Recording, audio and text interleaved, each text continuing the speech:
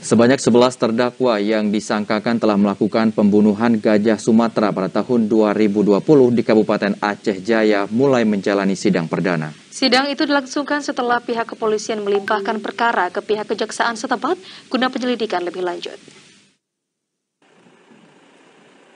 Para terdakwa yang mengikuti sidang perdana dalam pembunuhan gajah Sumatera di perkebunan kelapa sawit milik warga di Desa Tui Pria, Kecamatan Pasir Raya, Kabupaten Aceh Jaya, dilaksanakan secara terbuka dengan menghadirkan ke-11 terdakwa dan berlangsung di kantor Pengadilan Negeri Calang pada Senin pagi. Proses sidang dijalani dengan pengawalan ketat dari pihak kepolisian dari Polres Aceh Jaya untuk mengamankan persidangan agar berlangsung dengan lancar.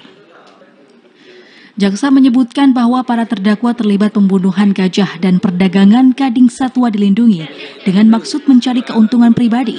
Perbuatan para terdakwa dinilai telah melanggar pasal 21 ayat 2 huruf D JU, pasal 40 ayat 2 Undang-Undang Nomor 5 Tahun 1990 tentang konservasi sumber daya alam hayati dan ekosistemnya, JU, pasal 55 ayat 1 ke 1 KUHP.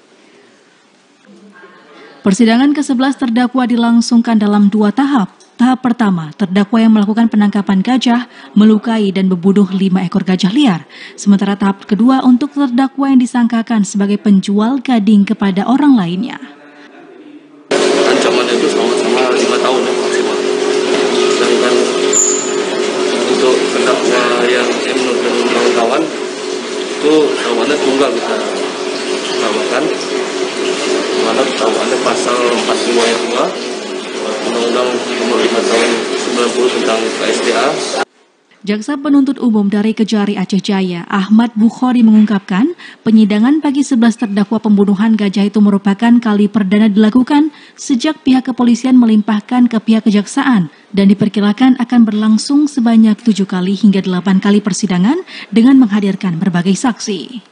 Dari Aceh Jaya, Musliadi, TVRI Aceh melaporkan.